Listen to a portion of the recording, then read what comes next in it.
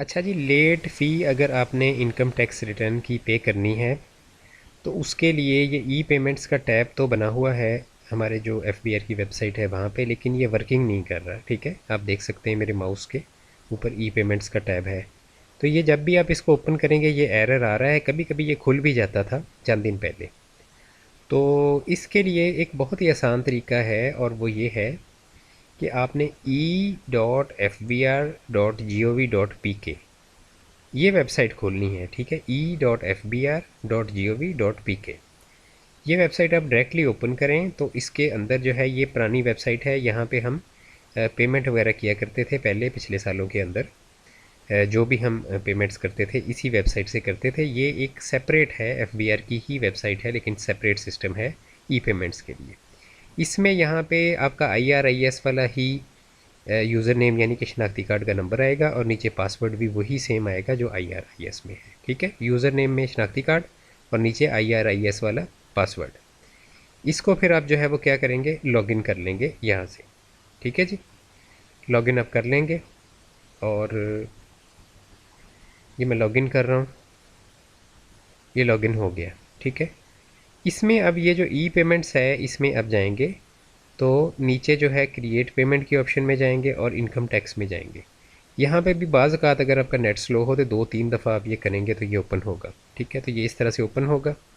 यहाँ पे आप टैक्स ईयर जो है वो चूज़ करेंगे, 2023 चूज़ करेंगे। ठीक है, और यहाँ से आप जो है CNIC अपना नंबर चूज़ करेंगे और उसके बाद नीचे आप चले जाएंगे और यहाँ पे माइसेलेनियस चूज़ करेंगे। ठीक है जी, ये सेंटर में आ रहा है माइसेलेनियस। माइसेलेनियस जैसे ही चूज़ करेंगे तो नीचे एक और ऑप्शन विजिबल होगा, उसमें ये तीसरे चौथे नंबर पे आ रहा है जी सरचार्ज फॉर ATL।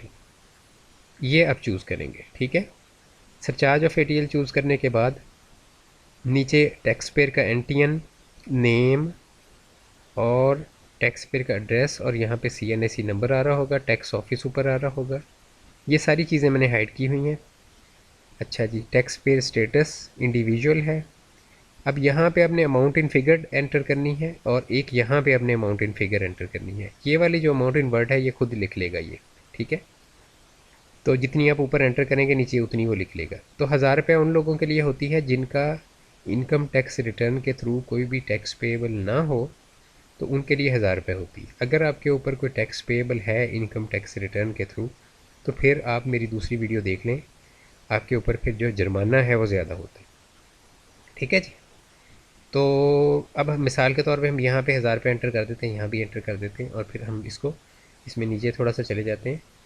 तो यहाँ पे आ रहा है जनाब क्रिएट का ऑप्शन। ठीक है, तो क्रिएट का ऑप्शन जैसे ही आप क्लिक करेंगे यहाँ पे ईमेल और मोबाइल नंबर थोड़ा थोड़ा शो हो रहा होता है आपका।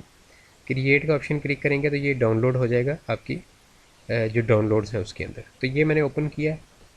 इसके अंदर देखें ऊपर PSID नंबर आ रहा है। अगर आपने ऑनलाइन पेमेंट करनी है तो PSID नंबर यूज़ कर लें, और अगर आपने फ़िज़िकली किसी बैंक में जाके पेमेंट करनी है तो फिर इसकी 2 कॉपीज़ लेके जाएं। इसके जो 2 प्रिंट्स हैं वो लेके जाएं या 2 कॉपीज़ लेके जाएं, क्योंकि बैंक वाले एक कॉपी अपने पास रख लेते हैं और एक स्टैंप लगा के आपको वापस करेंगे। ठीक है, तो ये मुकम्मल तरीक़ाकार मैंने आपको गाइड किया है जिन लोगों ने भी लेट फ़ी पे करनी है उनके लिए। ठीक है जी, रिटर्न के लिए, इनकम टैक्स रिटर्न के लिए।